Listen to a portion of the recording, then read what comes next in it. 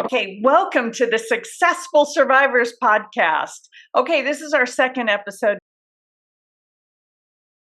We still don't really know what we're doing, but we're going to try to do our best. This is by survivors. Everybody here has survived childhood trauma, and we are specifically here for survivors of childhood trauma. No matter what your childhood trauma was, it was hard for you. And we want you to know we see you and we hear you and we are here for you. We are your tribe. So today, Dawn Wendell is going to lead us and we're going to talk about stuff that sometimes we don't admit it, but we all have this particular thing. So we today have Dawn Wendell, we have Diana Mosher, we have Amber Jewel, LMSW. Look at those initials after her name. She works super hard to get them. So I'm going to respect them. And your host, I'm Rhonda Shortino. So Dawn, take it away. Hello, I'm so excited. This is, even though I don't have any initials after my name, but I love this kind of stuff. Talking about triggers and trauma and learning how to work through them, right? And I'm 43, so I've been doing it. Well, I would have to say my first part of that was I just ignored it, right? That was my coping skill. But over the last 3 years, I've been really doing the hard work to be self-aware, be able to identify my triggers, and to be able to cope through those. And if I don't know how to cope, to figure out what I need to do to cope through them. So, I wanted to start out with having Amber, because I was looking as I was preparing today. I was like, I need to have a definition of what trauma. I'm going to say trauma trigger, but we're going to look at also being activated.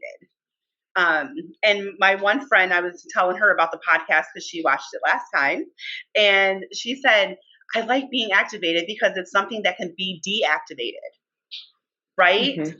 So when you do a trigger, you can't take that back. Like, it's there, it's gone. So it's already happening. You can't, take it back. But if you're being activated, you can deactivate. So I wanted to ask Amber if she can kind of maybe just do the being activated. I don't know. I guess however you feel, either being trauma trigger, activated, and self-awareness definitions of those, if you would please. Yeah, sure.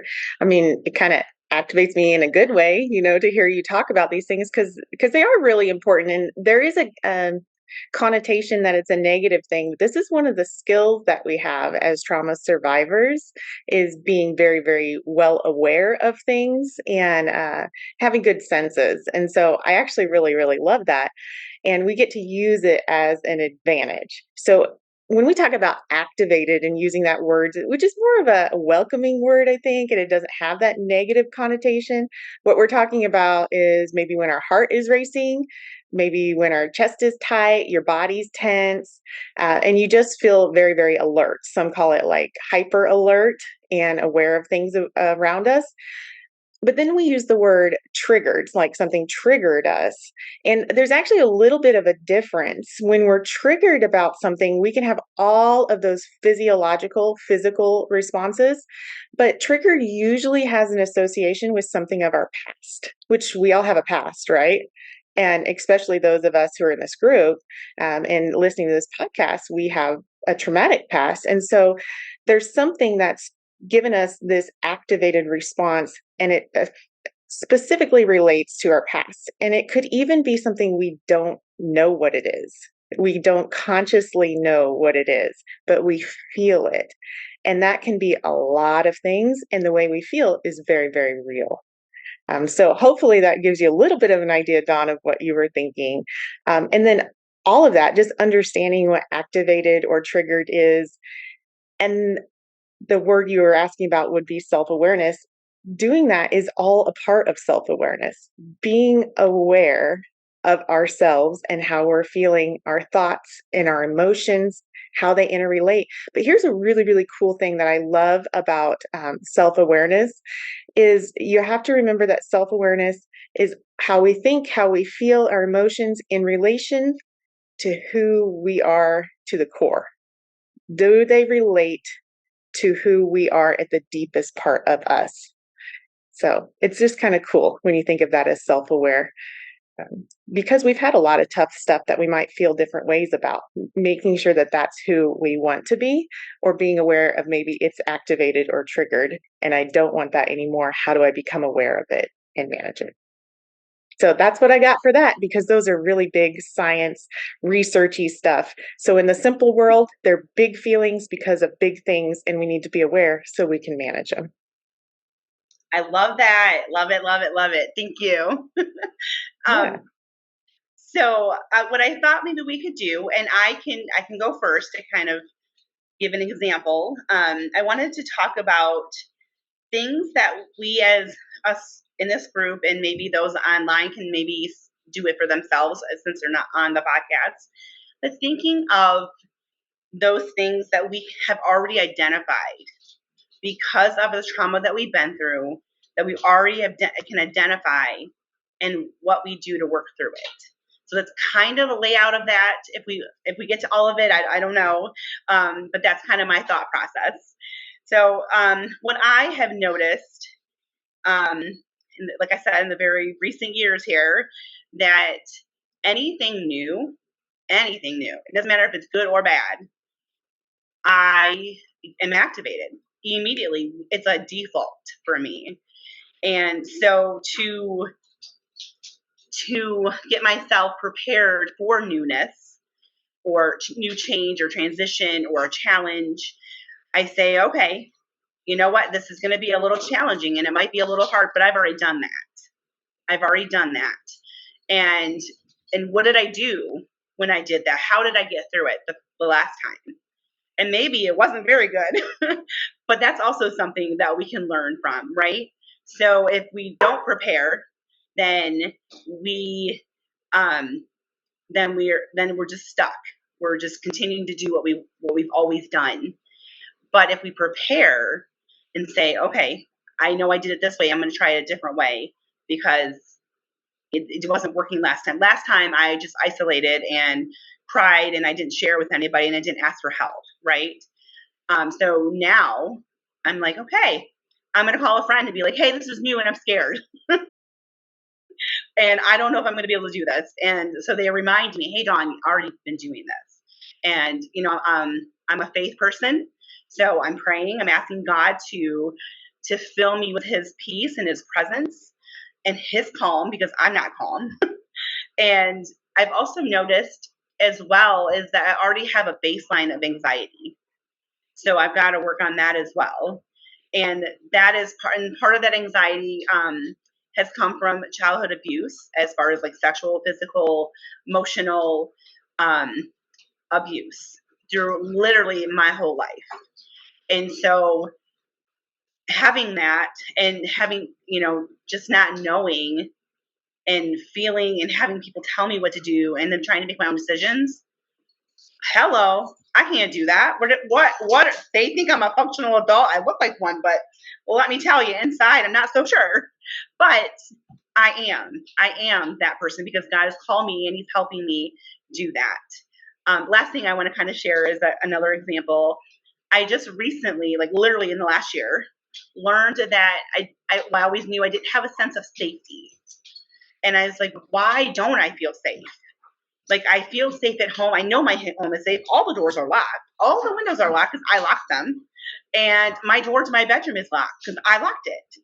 Like, why don't I feel safe? And I learned that my birth mom used to run away from my birth dad when he was abusive to her, domestic violence, right? And she said I would grab you guys and we would run to the aunt and uncles. Well, babies don't know. They can't, say, oh, there's something happening, but they can sense it, right? They can sense the feeling of fear, of terror, of unknown, of like just out of control. And I was like, that makes a lot of sense why I don't have a sense of safety. So I've been working on my sense of safety. It's taken a little longer, but I'm getting there. When I feel that, I'm like, no, I'm safe. That isn't happening anymore. And I can kind of identify it and work through it. So I'm going to quit talking because I'll just keep going. But thank you, Dawn. That was amazing. I wrote notes. So if you guys are watching me, on this podcast, and you happen to see my head down, this probably can't see. Oh, I'm taking notes. So I'm a note taker. I loved the being activated and deactivated. I've never ever thought of it that way. So that was really inspiring for me, actually. So I wrote that down because that was huge. And then the other thing, being self-aware and managed. We always get all these great nuggets from you, Amber, all the time. So I wrote down today and kind of preparing for the triggers, right? So I'm trying to look back on triggers because for the last 11 years, I've worked really, really hard, my whole life, right? But the last 11 years, I've kind of had the opportunity to be in a relationship with someone who is incredibly calm. Like the home is like quiet, which is so difficult for me. I'm used to chaos. I'm used to having loud. I'm used to slamming doors and, things like that and just being scared. That's how my dad was, unfortunately, during a lot of times of my last relationship, it was like slamming doors a lot and yelling and, that kind of thing. So things that trigger me are loss of control, feeling stressed out, like super stressed out with absolutely no way to handle that, no control, whether it's monetary, so it's money, whether it's physical, whether I'm sick or injured or whatever, something. Then it always goes back to safety, of course. But when I feel stressed out, my initial response is to freeze and do nothing. Like I freeze, I sit in a space, I want to go hide in a closet, and I just want to just cry. Like I literally will just cry.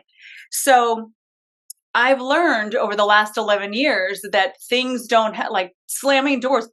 The wind could blow a door slam now. I'm instantly like this, triggered though. Like it brings me back and for 2 seconds and I go, oh, I know where I'm at, and then but it's immediate now where I just calm down immediately because I've trained myself that I'm okay here. I'm safe here. There's nobody who's going to yell at me here. There's nobody who's going to hurt me here. I'm good. But that loss of control feeling, and I've had to do that. Another trigger, this is interesting. I love football. I'm a sports fan. I love me some football. But when Dallas Cowboys play Philadelphia Eagles, and they do it every year, that triggers me. Here's why. Because my dad, the very man who hurt me growing up, one of the people, he passed away during Monday Night Football.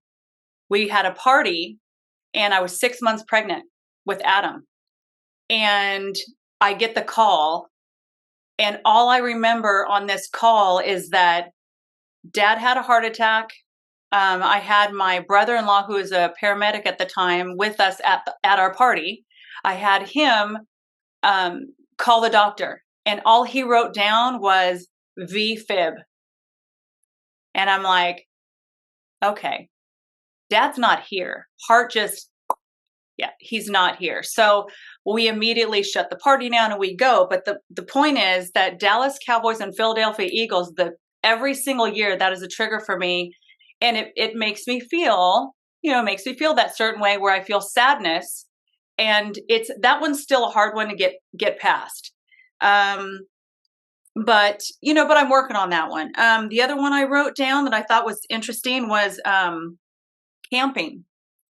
Because as a child, we used to camp. That was my favorite memory in the world, and also one of the most difficult ones because my dad was volatile. He was an alcoholic, so there would be, he'd want to take photos of all of us as a family. Well, we're camping for 3 weeks, and maybe there's 4 days we didn't shower. As a 13-year-old girl, you're like got the hair and it's all greasy and you don't look great, and you're 13, you want to look great. So, I have no idea what you're talking about.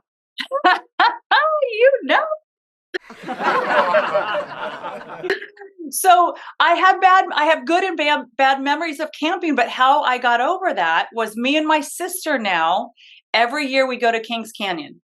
We go camping. We have the most fun. It has changed those memories. And anytime that something triggers me, I find something to take over and take the place and reprogram my brain to automatically think something good. You're safe. you're happy, everything is working out well for you, all of the special moments. And another trigger right now is smells. Smells is a big trigger.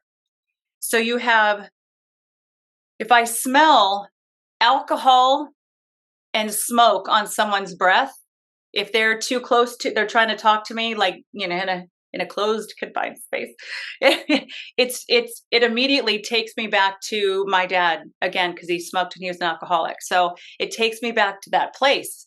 But again, I remember where I'm at today. I've worked very, very hard. I'm 57 years old, happy to say, and I have been healing for 52 years, started my healing process right around that time. So yeah, I'm doing pretty good. But these are triggers, and these are how I get past them. I try and create more, happy memories around it. And I try and learn. And of course, listening to awesome podcasts like this, it teaches me so much.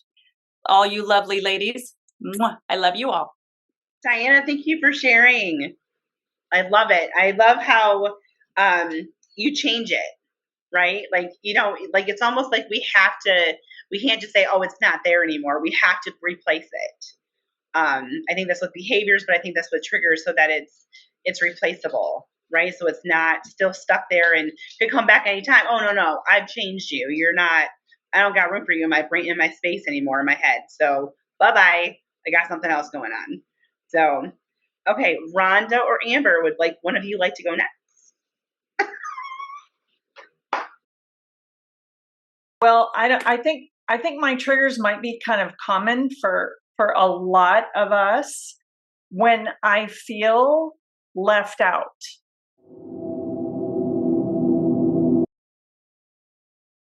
Oh, snap, right? Like everybody, like 7 billion people on planet Earth, everybody got invited to the party but me.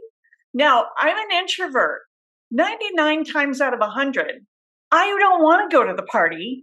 I don't want to be around a bunch of people I don't know. But let me find out there's a party and they specifically didn't include me. And I'm like, completely, all right, I'm just going to say it how the kids say it, butt hurt. And I have a thick skin, man. It takes a lot to hurt me. If you really want to hurt me, now I just let you know, have a party and don't include me. Second,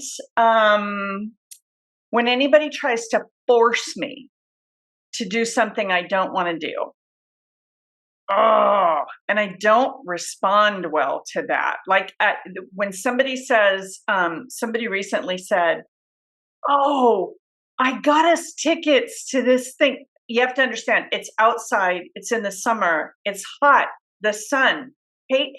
There's probably bugs. I couldn't hate it more than I do. Oh gosh, this is my first response. Thank you so much for including me. That's so sweet. It's kind of not my thing though. And then when they say, but you have to go, it's going to be so much fun. Then I'm like, no, it's really, take somebody who will love it. Somebody else will love it. Don't waste the ticket on me. When we get to time number 5, this is what happened recently. You have to go. You must go. You don't know what you're missing. And in meantime, I'm saying, I've done it before. I've been there, hated it, suffered through it, swore to myself would never ever go again. It's like an open air thing. There's a lot of people. Oh, that's another trigger, by the way. Let me be in a giant group and I will age in dog years because I'm looking to see who's going to walk up behind me, who's going to grab me, who's going to touch me, who's going to accidentally run their, whatever into me, their stroller, whatever it is. I am on hyper vigilant alert. So anybody who wants to invite me to anything, if there are like a whole bunch of people, no, if I'm the speaker at a whole bunch of people place, I go in the back door, I'm just fine. Take me through the front door to where I'm just like surrounded, not so good. Anyway, by time number 5 of saying, no, I really don't, I finally just texted, because this was a text thing. I just finally texted the word torture in all caps. It would be torture for me to do this. And I wanted to follow it up with, this is awful for me to be put in a situation where somebody's trying to force me to do something. Because all of us, the reason why I'm going into this whole thing is I think the undercurrent, and I don't know, you're the mental health professional, Amber. For me, the undercurrent of childhood trauma is somebody somewhere took our control away. You know, Dawn, when your biological mother grabbed you out of the crib and ran, you had no control. You know, when my mother left me with a neighbor and didn't come back, I had no control. When we're too little and too vulnerable, we can't, you know, we can't run, we can't grab the keys to the car and drive away, we can't do anything. It's out of our control. So then when somebody tries to impose their agenda on us, I think we go right back into those old places. And for me, a lot of them, I think, Dawn, this goes back to you being grabbed out and, you know, run in the middle of the night or whatever it was. These things happened before we had words. These things happened to us before we were able to really put it into context, process it, ask any questions. So I call these primal wounds because we can't really even describe them properly because they happened when we didn't have language. So oftentimes we feel alone, we feel isolated, we feel like nobody understands. Nobody will ever understand because we don't even understand it ourselves. So how are we going to ever explain it to other people? And then other people, I want to say those, I'm making air quotes, normal people, there's, you know, whatever normal is, but people who didn't come from childhood trauma, then look at us like, wow. I mean, when I texted, no, this would be torture for me to have to do this. Of course, this person got offended and got her feelings hurt.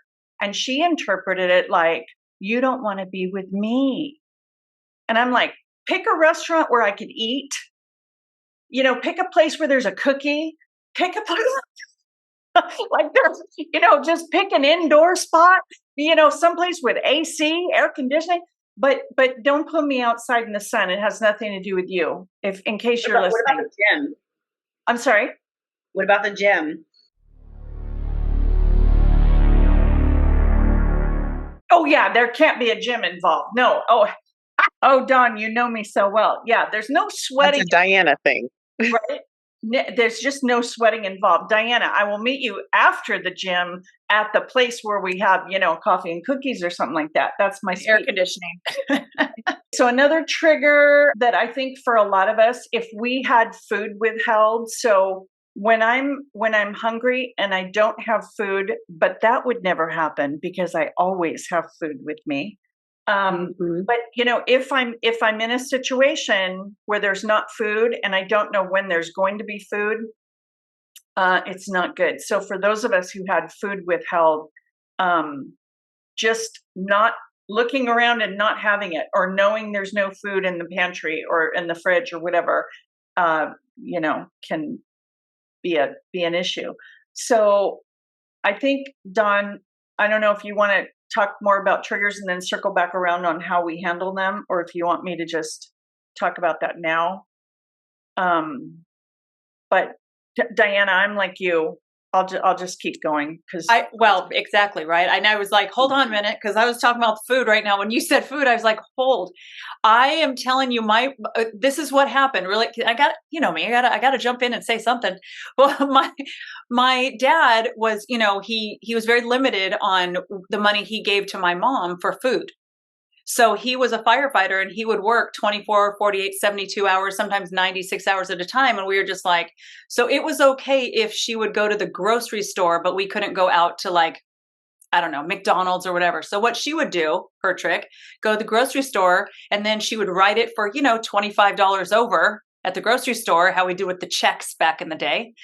And that would and then we'd have money, and she would take us for a treat, because she always would take us, like, because that was my mom's way of dealing with the fact that when dad was home, it wasn't a great experience for the kids, right? So we would go to Taco Bell or Pancake House or IHOP, whatever.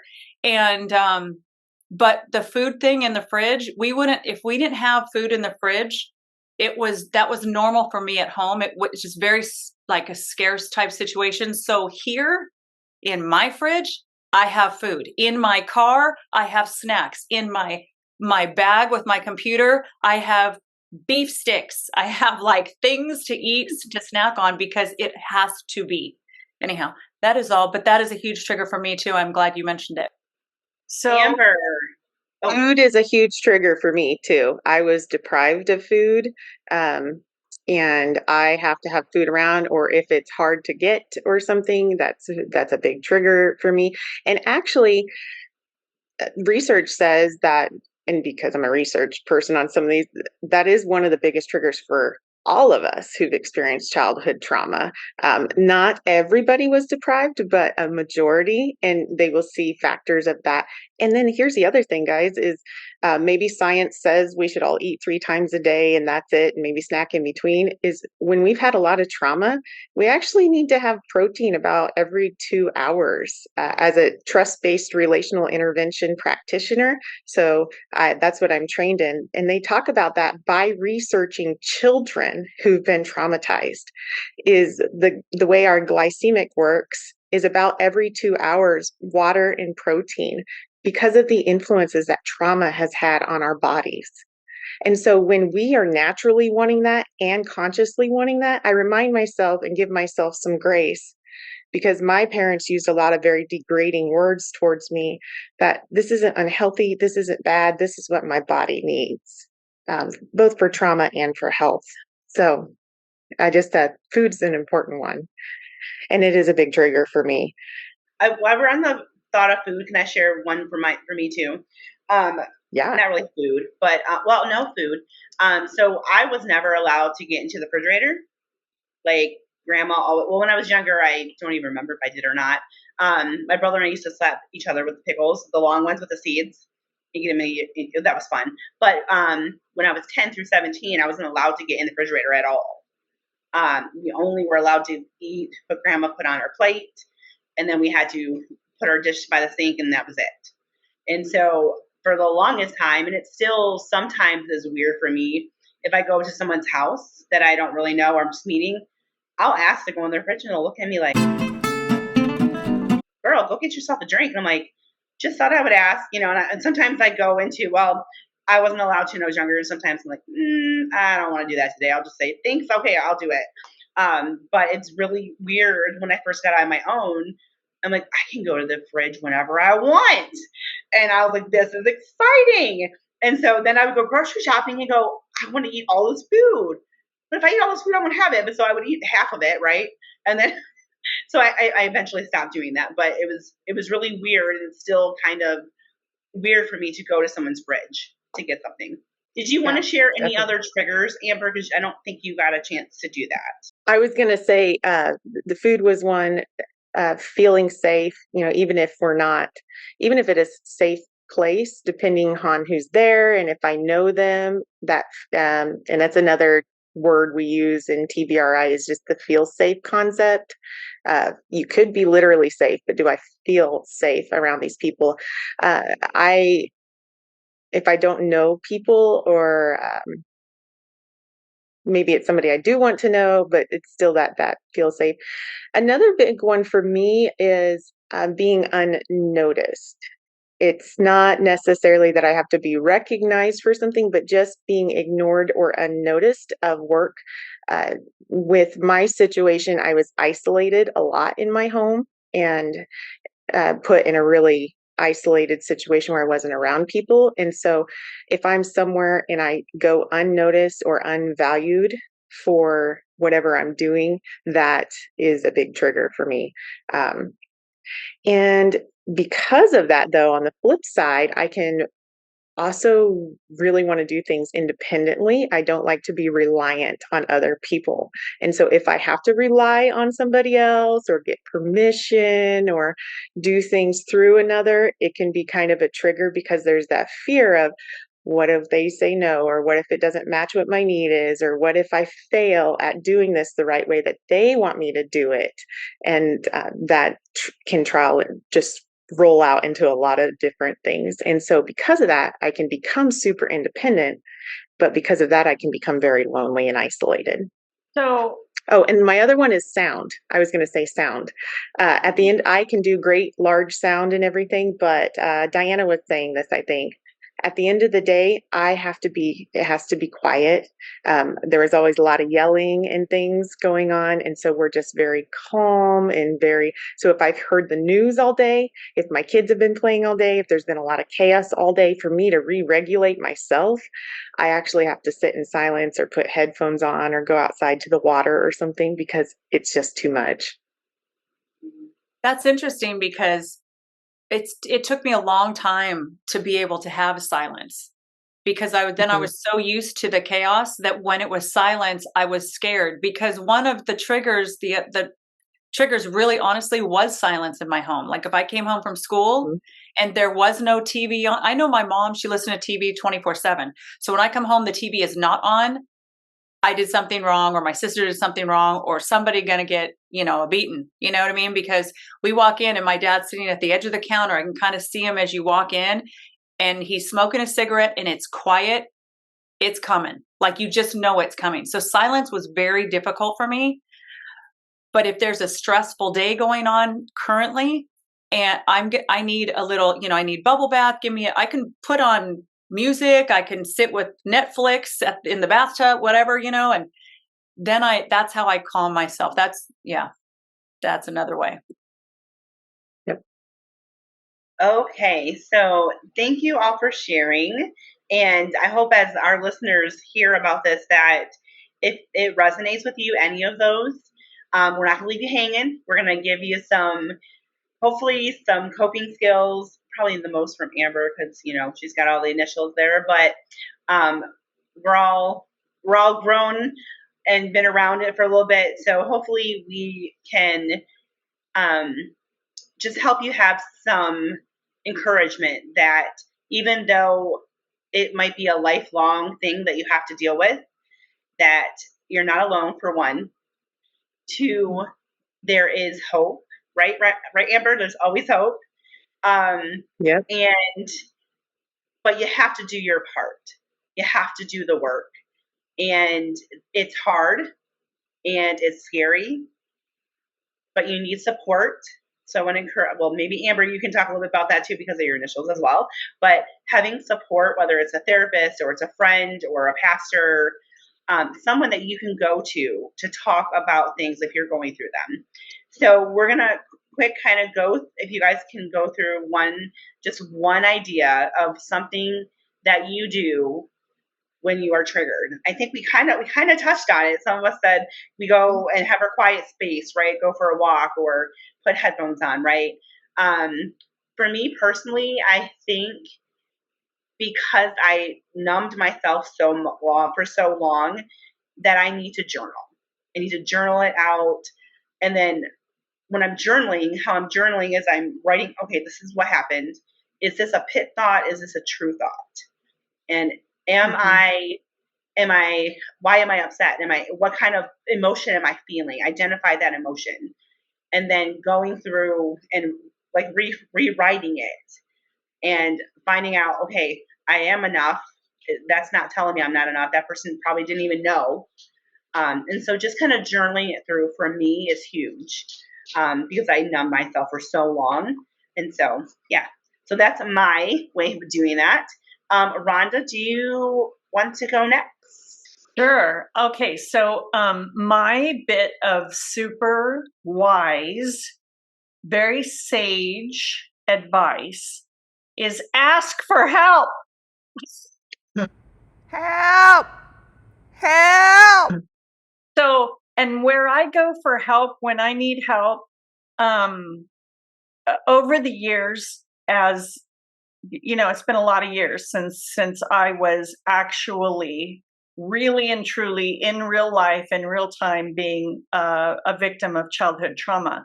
But many, many times in my life, I was triggered or activated or whatever we want to call it. Like something happened and I went right back to that place where it was entirely outside of my control. There was nothing I could do about it.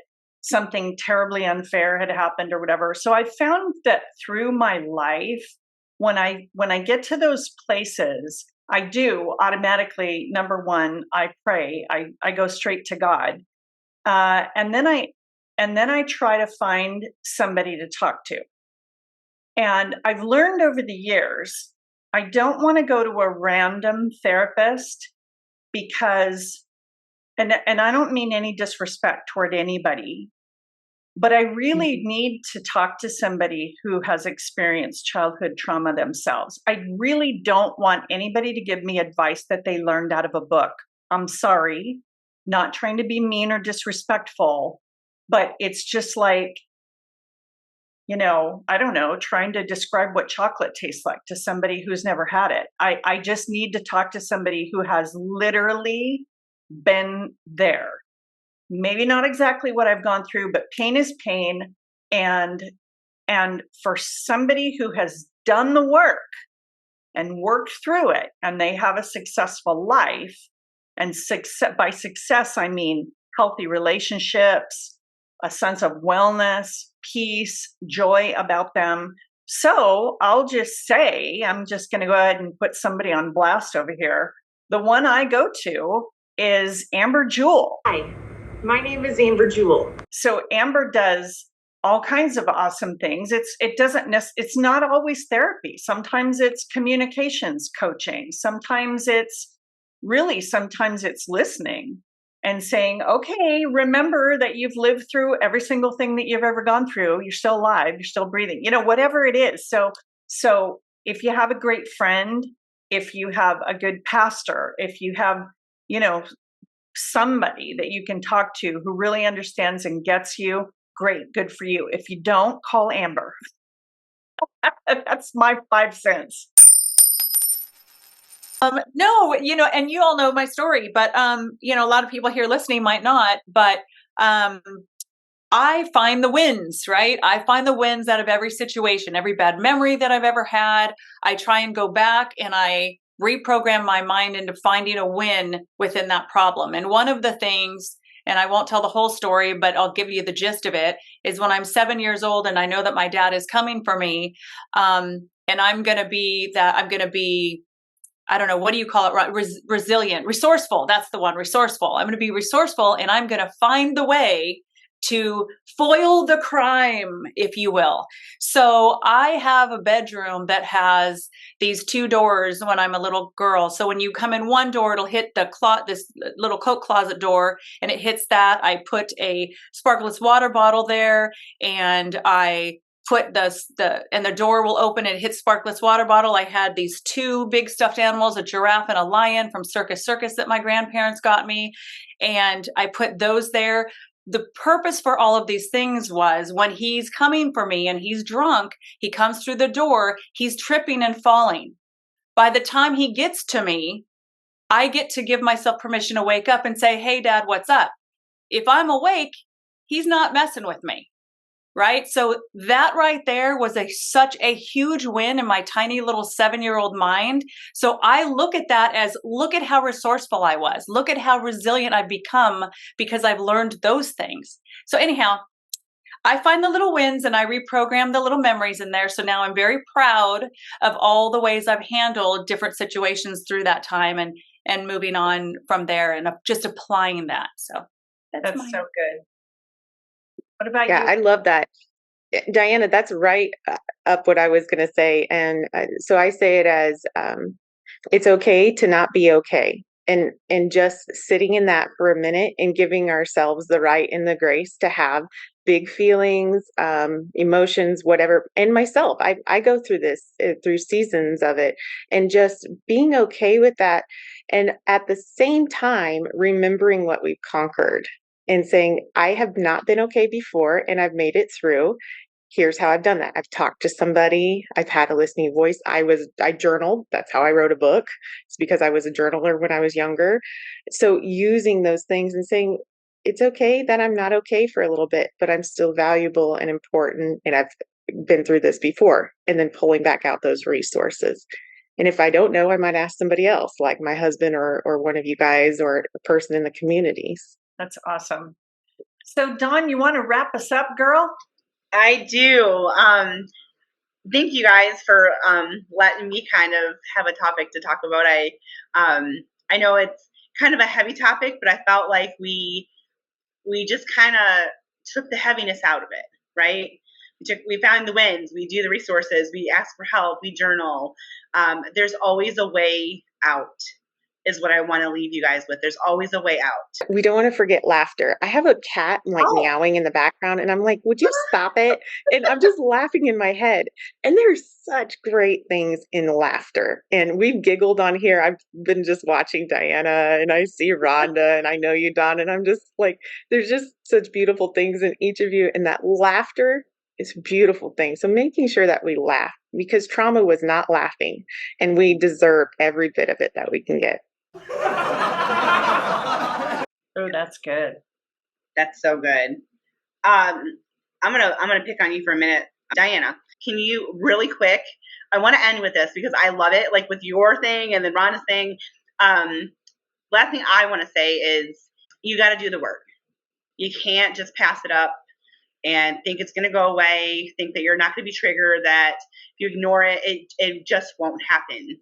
It will come up in a way that is very inconvenient, and you will not look like a functional adult when it happens.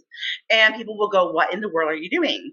And you'll be like, I don't know, because I'm ignoring everything. So something else that I want Diana to share is her 4 Fs. I love my 4 Fs. Yes. So whenever you're having that bad day or that stressful moment, I reach in for anyone or all of the 4 Fs. So I either reach out to family, I reach out to friends. I love the gym, so I love fitness. So it's get out for a walk. If you walked just 10 minutes around the block, it does wonders. It does all the things that are supposed to go in your brain chemically, and it makes you happy. But my biggest one, and this is the one I've raised my children on, what Amber says is funny, laugh. I go for funny. I put on Friends, I put on Mrs. Doubtfire, I put on anything that is funny, and whether I'm not feeling well, it puts you in such an amazing space, because the second you laugh and your face smiles and you light up, the sun is out again, and the sun is, it's just sunshiny days.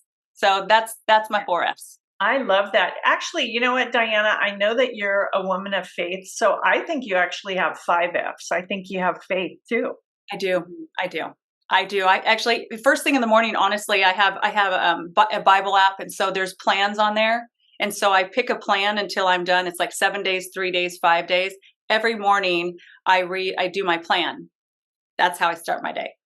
Awesome. So thank you for joining us at Successful Survivors, by Survivors for Survivors.